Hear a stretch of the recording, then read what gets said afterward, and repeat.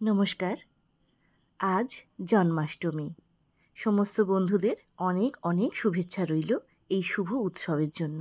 এই হলো আমার বাড়ির ছোট্ট গোপাল। এই গোপালকেই আজ আমি নিজের হাতে অঙ্গরাগ করাবো, যদিও এই প্রথমবার। তো আসুন শুরু করি। প্রথমে আমি কিছু ফেব্রিক কালার নিয়ে এসেছিলাম।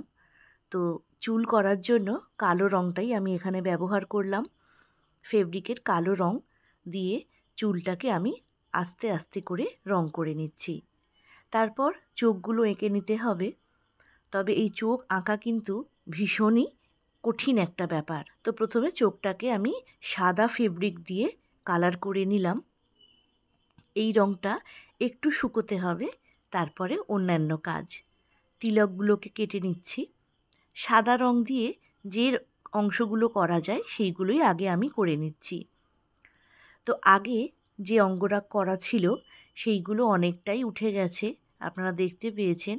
তো তার ওপরেই আমি চেষ্টা করছি যতটা সুন্দরভাবে করা যায়। কপালে যে ডিজাইনটা আগে করা ছিল তার ওপরেই আমি ডিজাইনটা করছি। যদিও আমার এই প্রথম হাত, আমি এর আগে কখনো করিনি, তাই একটু ভয়ই পাচ্ছিলাম যে কেমন হবে। তবে গোপালের এই অঙ্গরাগ করানোর জন্য খুব বেশি কালারের কিন্তু প্রয়োজন পড়ে না। ফেব্রিক কালার 2 থেকে 3 রকম কিনলে কিন্তু হয়ে যায়। কালোটা তো অবশ্যই লাগবে, আর সাদা, লাল আর হলুদটা হলে একটু ভালো হয়। তারপর গলায় এইরকম একটা ডিজাইন আমি করে নিচ্ছি। এই ডিজাইনগুলো কিন্তু আগে ছিল না, আমি নতুন করে করছি। তো খুবই সাধারণভাবে আমি এটা করার চেষ্টা করছি। আপনাদের কাদের কাদের বাড়িতে এই রকম গোপাল রয়েছে, ছোট্ট গোপাল, আমাকে অবশ্যই কমেন্ট করে জানাবেন। আর এই জন্মাষ্টমীতে আপনারা কিভাবে গোপালকে সাজিয়েছেন, কিভাবে তার যত্ন করেছেন, সেটাও আমাকে জানাতে পারেন।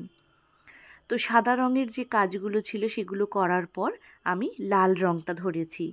তো ওই একই ফেব্রিক কালার দিয়ে লাল রঙটাকে দিয়ে আমি যেখানে যেখানে করার, যেমন পায়ের আলতা পরানো, লাড্ডুটা দেওয়া, তো এই রঙগুলো আমি করে নিচ্ছি।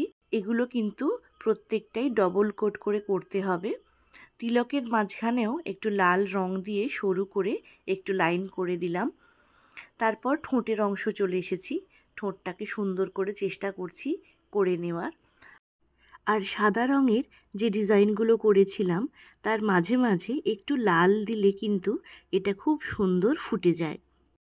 এখানে সাদার বদলে হলুদ রঙও কিন্তু আপনারা ব্যবহার করতে পারেন। অনেকটা কাজ প্রায় হয়েই এসেছে, আর একদম শেষে চোখটা এঁকে নিয়েছি।